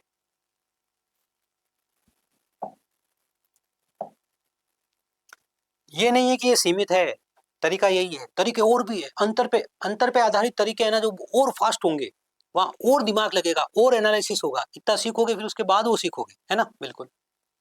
यदि m संख्याओं का औसत n² है और n संख्याओं का औसत क्या है, m² है, तो m + n संख्याओं का औसत क्या होगा? ये बहुत ही अच्छा सवाल है, ध्यान से देखिए। इसको आप कहते हो समूह का औसत। टाइप कौन सी है, ये टाइप है समूह का औसत। ठीक है, देखो टाइप को कोई कुछ भी नाम दे सकता है अपने अपने हिसाब से, जैसे इसको अंग्रेजी में वेटेज मीन कहते हैं ना, और हम इसे कहते हैं समूह का औसत अपनी भाषा में। 5 लड़कियां हैं और हर लड़की औसत 20 रुपए खर्च करती है, तो इन लड़कियों का खर्चा 100 रुपए है। ठीक है, बिल्कुल। 10 लड़के हैं, ठीक है, और हर लड़का औसत 30 रुपए खर्च कर रहे हैं, तो इनका जो कुल खर्चा है 300 रुपए। हमने कहा तुम पूरे एक टीम में आ जाओ और तुम्हारा समूह का औसत निकाल देते हैं। अब समूह का औसत का मतलब क्या हो गया, सबका राशियों का योग बटा राशियों की संख्या करेंगे, है ना। तो सबका राशियों का योग के लिए क्या करें, इनका योग इधर से करके ले आएंगे, इनका योग इधर से करके ले आएंगे। योग कैसे निकला है, वही सर n गुणा औसत से ही तो निकला है ना, या 5 इंटू औसत ही तो किया है, n गुणा औसत, है ना। अब देखो डायरेक्ट लिख देता हूं ऐसे, n गुणा औसत, ये लो, यहां भी योग वैसे ही निकला है सर, n गुणा औसत से ही निकला है, बिल्कुल। यहां से योग 100 आया, यहां से योग 300 आया, योग कितना हो गया, 400। यहाँ 5 है और यहाँ 10 के 15, 400/15 हमारे सवाल का जवाब आ गया। अब हमें पूरा हल नहीं करना है, क्योंकि हमें कोई यहाँ पर कोई सवाल पूछा ही नहीं किसी ने। ठीक है, ये आपका 5 से कट गया 8 बार और 0, 80/3 हमारे सवाल का जवाब आ गया। क्या बात समझ में आई आपको? सिंपल थी। यहाँ से हमने कॉन्सेप्ट क्या सीखा कि देखो अब लिखने का तरीका क्या है, n और x बार। यहाँ पहले समूह में कितने लोग हैं, दूसरे समूह में कितने लोग हैं, उनका औसत कितना है, और n इंटू एक्स बार, ये योग हो गया। ये क्या हो गया, योग। इस तरीके से लिखते हैं क्या भाई, 5 लोग हैं, ठीक है, ये कितना है, 20 है, योग कितना हो गया, 100 हो गया।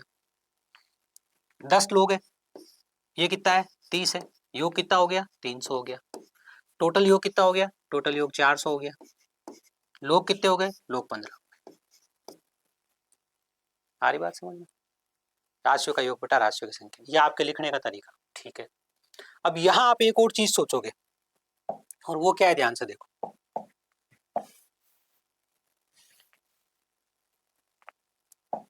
यहाँ पे 5 लड़के हैं, औसत मान लीजिए 20 है। यहाँ पे आपके 10 लड़के हैं और औसत मान लीजिए 30 है। बिल्कुल सेम उदाहरण, हाँ बिल्कुल सेम उदाहरण।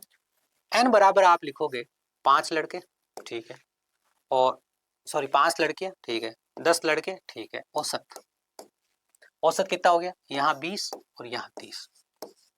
अब आप ध्यान से सुनना, इस n का आप सरल अनुपात भी लिख सकते हो। मैंने क्या कहा, इसका आप सिंपल रेशियो सरल अनुपात भी लिख सकते हो। कैसे, दोनों आपस में कट रहे हैं तो काट दो, 5 एकम 5, 5 दूनी 10। इससे सवाल पे कोई फर्क नहीं पड़ेगा, और ऐसा करने से बहुत सारे सवाल है जिनमें हमारी गणना बच जाएगी, क्योंकि ऐसे बहुत सारे सवाल इसमें भी आएंगे, और हम देखेंगे जहाँ लिखा होगा 16 लड़के हैं, 24 लड़के हैं, और 16 लड़कियां और 24 लड़कों को हम क्या करेंगे, 2 और 3 कर देंगे काट के, और कुल मिला के 5 लोग कर देंगे, तो भी औसत वही निकलेगा। आ रही बात समझ में? पहली चीज ये, तो n का सरल अनुपात ले सकते हो आप में से। क्या सर मैं इसका सरल अनुपात नहीं ले सकता क्या? इसका अगर सरल अनुपात लोगे, जितने से काटोगे लास्ट में उतने से गुणा करना पड़ेगा। इस चीज में आपके कंफ्यूज होने का खतरा है, तो फिलहाल इसको अवॉइड कर रहे हैं। आप ये सोच लो, इससे कोई फर्क नहीं पड़ेगा, ठीक है। आपने कहा सर इसका और इसका योग कितना हो गया, 20 हो गया, कितना हो गया 20। इसका और इसका योग कितना हो गया, 60 हो गया। टोटल योग कितना हो गया, 80। अब राशियां कितनी है, 2 और 1 3, तो औसत क्या होता है, राशियों का योग बटा राशियों की संख्या, 80/3। पहले भी 80/3 आया था, अभी भी 80/3 आया। इसका मतलब ये चीज आपके दिमाग में सेट हो जानी चाहिए, ठीक है। बहुत सारे एग्जाम में बहुत सारे सवाल पूछे गए हैं, ठीक है। अब इसमें ही आ जाएंगे तो अभी टेंशन नहीं लेंगे। अब हम पैटर्न को काम में लेते हैं। देखो, m तो संख्या है, बिल्कुल सर, उनका औसत n स्क्वायर है, तो योग क्या हो जाएगा, mn स्क्वायर, ये दोनों का गुणा। आगे कह रहा है n तो संख्या है, बिल्कुल, और औसत क्या है इसका, m स्क्वायर है, ठीक है, बिल्कुल है। तो योग क्या हो जाएगा, n m स्क्वायर, या फिर आप m को आगे लिखो तो m स्क्वायर है, ठीक है, बिल्कुल। अब इनको जोड़ो भाई, इनको जोड़ोगे तो क्या आएगा, ध्यान से देखो, इनको जोड़ेंगे तो m और n दोनों में कॉमन आ जाएगा। कॉमन आने की शर्त क्या होती है, ध्यान से देखो, यहाँ लिखा है m n square, n m square. Common आने की शर्त ये होती है जो दोनों में और कम, m इसमें भी है, m इसमें भी है, कम कितना है, m। n इसमें भी है, n इसमें भी है, कम कितना है, n। ये कॉमन आ गया, यहाँ से m तो पूरा कॉमन चला गया, n एक बार बच गया, स्क्वायर का मतलब 2 बार गुना में लिखा है। यहाँ से क्या हुआ भाई, यहाँ से n तो एक बार लिखा हुआ है, m बच गया। अब n प्लस m को आप m प्लस n भी लिख सकते हो, एक ही बात है, उससे कोई फर्क नहीं पड़ेगा। a प्लस बी लिखा हो चाहे b प्लस a लिखा हो, एक ही बात है, ठीक है। तो ये आ गया योग। अब राशियों का योग बटा राशियों की संख्या करना था। राशियों की संख्या क्या होगी, ध्यान से देखो, m प्लस n कितनी होगी, m प्लस n। तो आप क्या करोगे, इसमें m प्लस n का भाग दोगे। अब आपका ये m प्लस n से m प्लस n कट हो जाएगा, तो औसत कितना आ गया आपका, औसत आ गया mn। इस बात को बहुत सारे बच्चों ने याद कर रखा है, और याद इसलिए कर रखा है, बहुत ही फेमस सवाल है। पिछले 10 सालों में अलग अलग एग्जाम्स में अगर देखा जाए तो 50 बार आया होगा, मतलब कभी किसी एग्जाम में, कभी किसी एग्जाम में, कभी किसी एग्जाम में, तो इतना फेमस क्वेश्चन है। अब इसका थोड़ा सा स्वरूप देखो, अब आप अपने दिमाग में सेट करो कि जब ऐसा लिखा होगा, m संख्याओं का औसत n स्क्वायर है और n संख्याओं का औसत m स्क्वायर है, ठीक है, तो इन कुल औसत कितना होगा, mn होगा। यही सवाल ऐसे आता है, a संख्याओं का औसत b स्क्वायर है और b संख्याओं का औसत a स्क्वायर है, तो समूह का औसत क्या होगा, ab होगा। p संख्याओं का औसत q स्क्वायर है, कैसे हुआ मैंने समझा दिया है, और q संख्याओं का औसत p स्क्वायर है, तो p प्लस q या समूह का औसत क्या होगा, pq होगा। ये लीजिए, क्यों हुआ है, वही सेम टू सेम कैलकुलेशन है, सेम टू सेम गणना है जो अभी आपने देखी, ठीक है। चलिए, 3 संख्याओं का औसत 7 है तथा पहली 2 संख्याओं का 3 में से पहली 2 का 4 है तो तीसरी संख्या क्या है? अगर इसी सवाल में बड़ी कैलकुलेशन होती तो हम बड़े दिमाग लगाते, ठीक है। जब कैलकुलेशन बड़ी होगी हम दिमाग ज्यादा लगाएंगे कैलकुलेशन कम करने के लिए, इसमें क्या दिमाग लगाएंगे। कह रहा 3 संख्याएं हैं, ठीक है, ये 3 संख्याएं, इन 3 संख्याओं का जो योग है 3 इंटू 7 21 है, क्योंकि औसत 7 है मतलब योग क्या है 21 है, औसत हमेशा योग बताता है, ठीक है सर। आगे की कहानी है कि पहली 2 संख्याएं, अब इसमें जो 3 है ना उनमें से पहली 2 ये और ये तीसरी अलग कर दी। अगर इन 2 को जोड़ें, इनका औसत क्या है, इनका औसत 4 है, तो औसत 4 है मतलब योग क्या होगा 8 होगा। अब आप खुद सोचो, 3 दोस्तों के पास मिलाकर 21 रुपए हैं, उसी में से 2 दोस्तों के पास 8 रुपए हैं, तो तीसरे के पास कितने होंगे भैया, 21 माइनस 8 होंगे सर, ठीक है ना। आज समझ में आ गई क्या, कितना हो गया 14, नहीं सॉरी 13, तो 13 आपके सवाल का जवाब है, तीसरी संख्या क्या है, ठीक है। अच्छा, अब आपने कॉन्सेप्ट समझ लिया है, तो आपको पता है ये एक ही समूह की संख्या है, इनमें से 3 का और इनमें से 2 का दे रखा है, तो 3 में से 2 घटाएंगे तो ये निकल जाएगी। तो आपने कहा सर देखो 3 इंटू 7, ठीक है बिल्कुल सर, इसमें से माइनस करनी है अपने को 2 इंटू 4, है ना। 7 या 21, इकाई का अंक 1 आएगा, ऐसा तो कोई गणना है नहीं है, और यहाँ से 8 आएगा, 1 में से 8 नहीं घटता, ये आगे से उधार लेगा, 11 में से 8 जाएगा, 11 में से 8 जाएगा 3, इकाई अंक 3 आएगा। आज हमने एक छोटे से सवाल में बात सीखी है कि जब इकाई के अंक अलग अलग होते हैं और इनमें से नहीं कोई नहीं ऑप्शन नहीं होता है तो हम इकाई के अंक से उत्तर निकाल सकते हैं। आज अगर इतने छोटे से उदाहरण में काम आई है ना, आगे बड़ी बड़ी संख्याओं में भी काम बहुत आएगी। औसत में जब भी ऐसा सवाल हो, और ऐसे बहुत सारे सवाल आएंगे कि जहां पर एक समूह में कुछ संख्या है और एक संख्या कम इधर है, ठीक है, या एक ज्यादा इधर है, ज्यादा वाले समूह में से कम वाला समूह घटाना है, तो जो संख्या छूटी है वो निकल जाएगी। शिक्षक वाले सवाल जो है उसमें भी आप ऐसे कर सकते हो, अभी आएंगे आगे, ठीक है। एक संख्या वाला सवाल था उसमें भी आप ऐसा कर सकते थे, अगर इनमें से कोई नहीं है तो वहां मैंने कहा जब सवाल छोटा है तो आपको कॉन्सेप्ट सीख लेना है, सवाल को हल करना ही कुछ नहीं है, ऐसा हल करना कि लाइफ में वापस नहीं करना पड़े, ठीक है। यहां भी आप ये चीज काम में ले सकते थे, कैसे सुनो जरा ध्यान से। 5 संख्याओं का औसत 10 है और 6 संख्याओं का औसत 12 है, तो एक संख्या ही तो बड़ी है, तो ध्यान से देखो 6 संख्याओं का औसत कितना है 12, और 5 संख्याओं का कितना है, 5 संख्याओं का 10 है ना। 6 दूनी 12, और यहाँ से क्या आया 0, घटाओगे तो क्या आएगा 2 आएगा, लेकिन यहाँ 2 यहाँ भी है और यहाँ भी है। तो मैंने आपको बताया था इस पैटर्न को अप्लाई तभी करते हैं हम जब हमें पहले देखते हैं कि इकाई के अंक क्या है, अलग अलग है, और इकाई का अंक जल्दी से निकल रहा है तो हम देख लेते हैं इन 2 के अलावा कोई और है, जो 2 मिलते जुलते हैं, इनके अलावा कोई उत्तर है, तो हमारा काम आसानी से हो जाएगा। देखो मेथड जान के घर पे हल करना कुछ नहीं है, मेथड जान के सवाल को घर पे हल करना कुछ नहीं है, मेथड जान के कम से कम समय कैसे लगेगा, और यहाँ मुझे कैलकुलेशन करनी पड़ रही है, यहाँ मैं कैसे कम करूंगा, एग्जाम में मेरे को और कम समय कैसे लगेगा, क्योंकि परीक्षा में आपका लिमिटेड टाइम है, ठीक है ना। औसत चैप्टर क्लास 8 में इंट्रोड्यूस कराया जाता है, क्लास 8 के किसी इंटेलिजेंट बच्चे को जिसके 90% बन रहे हैं उसको आप दोगे समझाओगे तो वो भी कर लेगा, वो ये बातें अभी नहीं समझ पाएगा, क्योंकि उसका दिमाग जो है ना पढ़ाई वाला दिमाग है, व्यवहारिक दिमाग नहीं है। आपकी मैथ्स कमजोर है अच्छी है, लेकिन आपका दिमाग व्यवहारिक दिमाग है, अगर आप उसे उपयोग करते हैं तो, उपयोग नहीं करते तो उपयोग कीजिए, ठीक है ना। चलिए, तो आप ये चीजें समझ पाएंगे, बाकी तो देखो करने वाले तो प्रभु है। 3 संख्याओं का औसत 28 है, यदि पहली संख्या दूसरी संख्या की आधी है तथा तीसरी संख्या दूसरी संख्या की दुगनी है तो तीसरी संख्या क्या है। पहले तो हमें ये समझना चाहिए कि यहां पर क्या कॉन्सेप्ट लग रहा है, फिर एक होशियार बच्चा कैसे दादागिरी कर सकता है वो भी दिखाएंगे, लेकिन पहले कॉन्सेप्ट ये लग रहा है पहली और दूसरी संख्या के बीच में संबंध है और तीसरी और दूसरी संख्या के बीच में संबंध है।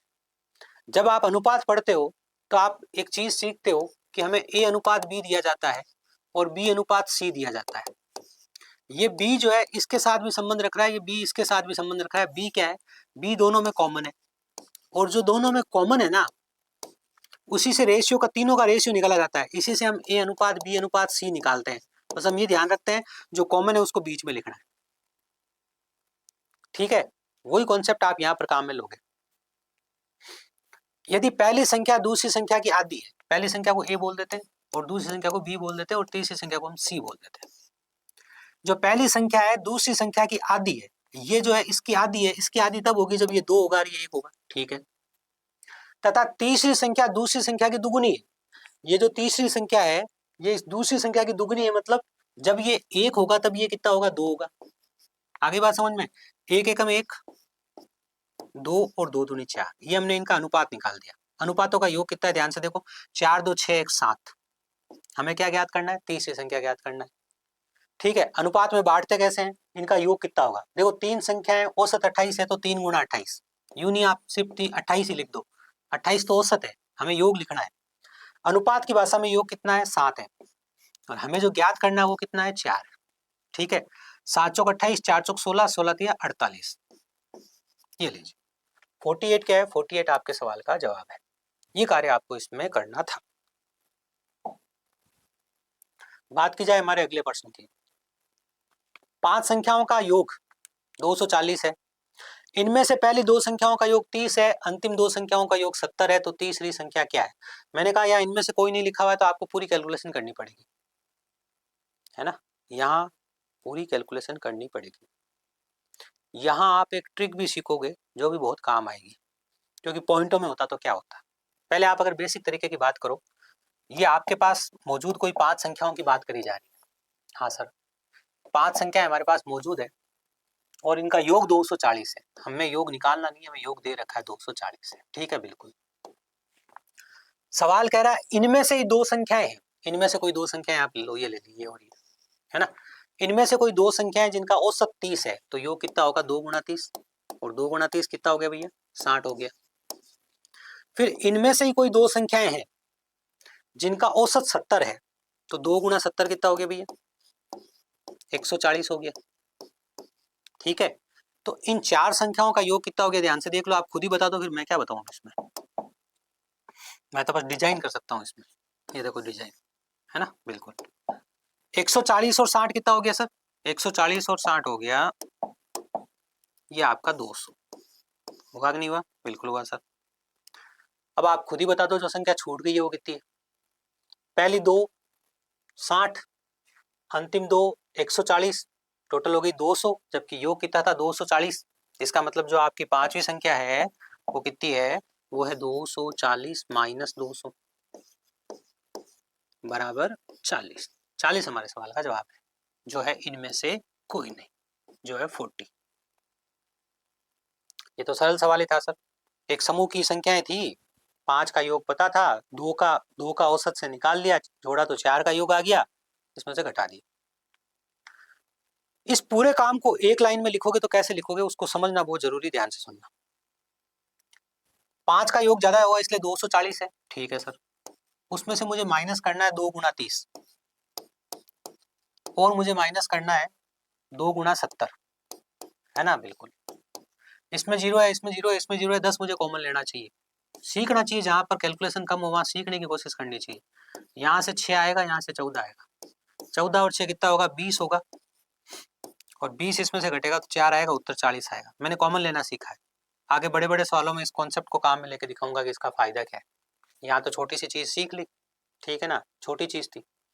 अब इसके लिए एक ट्रिक सिखाई जाएगी, इतने छोटे से सवाल के लिए ट्रिक, हाँ देखो 5 का योग कितना है, 5 का योग है 240, तो 5 का औसत लिखना पड़ेगा आपको बीच में, 5 का योग 240 है तो औसत कितना होगा, हम औसत से काम करेंगे, औसत होगा 48, 5 का भाग देके देख लो, ठीक है ना।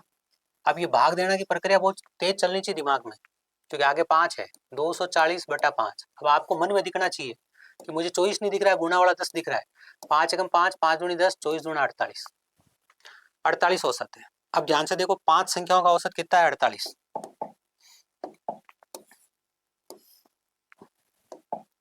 इनमें से पहली 2 संख्याओं का औसत कितना है, 30, जो 30 है वो 18 का नुकसान कर रही है ना, बिल्कुल। और ऐसी कितनी संख्याएं, ऐसी 2 संख्याएं, ये ट्रिक है बहुत काम की, आगे पॉइंट्स वाले और भारी कैलकुलेशन वाले सवाल जब आएंगे इसमें, ठीक है, तब ये बहुत काम आएंगे।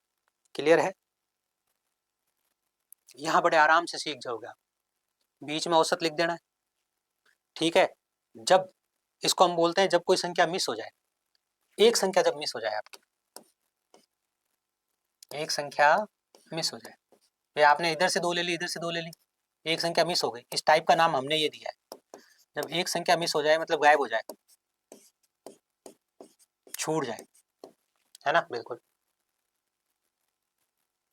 इधर कितना था आपका 70, 70 कितना हो गया, 22 ज्यादा हो गया, है ना। इधर 70 था तो 22 ज्यादा हो गया, और 70 वाली कितनी थी 2, तो 22 गुणा 44 ज्यादा हो गया कुल मिला के।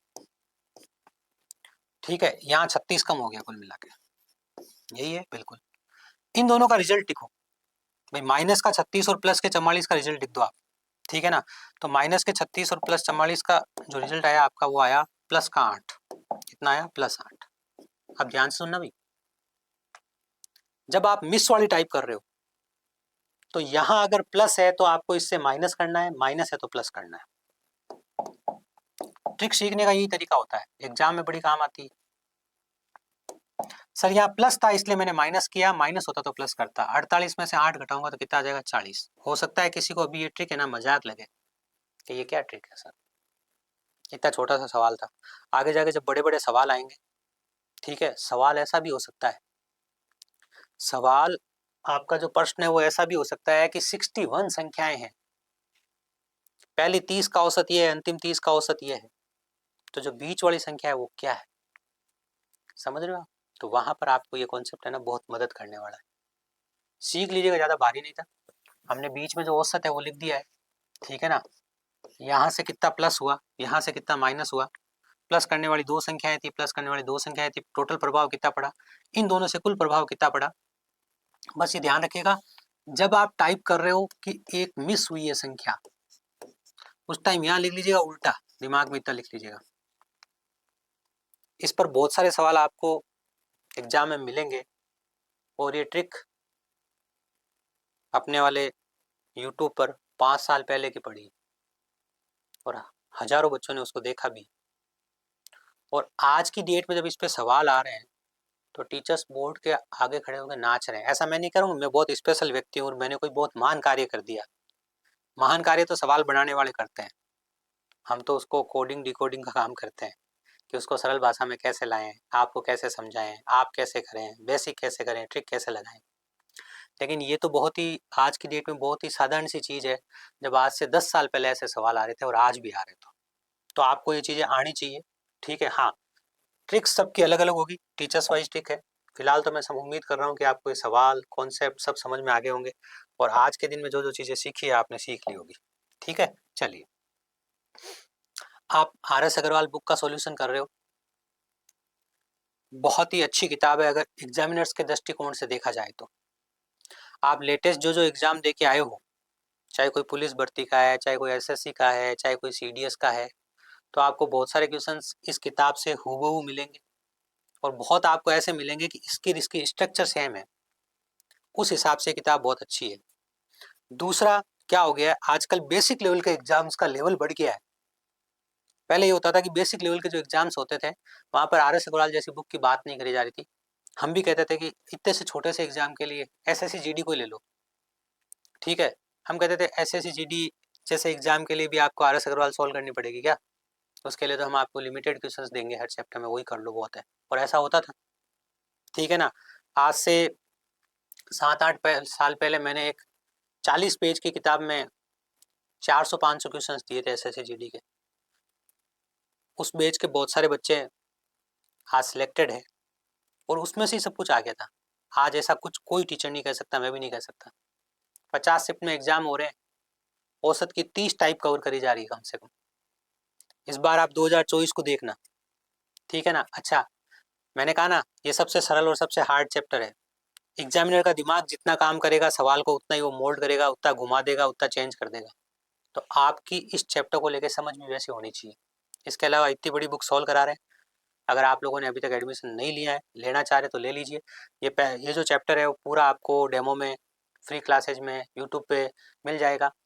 जो एडमिशन नहीं लेता है वो कम से कम इस एक चैप्टर को आत्मसात कर ले कि हाँ मैंने एक चैप्टर यहाँ से सीख लिया है, और अच्छा लग जाए तो फिर आप अपने दोस्तों को अप्रिशिएट कर दीजिए, वही गुरु दक्षिणा हो जाएगी। फ्री में अगर आपने एक चैप्टर पढ़ा है तो आप गुरु दक्षिणा दे दीजिएगा कि भाई किसी को अप्रिशिएट कर दीजिएगा। आपके पास वो संसाधन नहीं है उसको पढ़ने के या धन के, तो जिसके पास है उसको आप ये ज्ञान दे दीजिएगा। ठीक है, मिलते हैं आपसे अगली क्लास में। जय हिंद।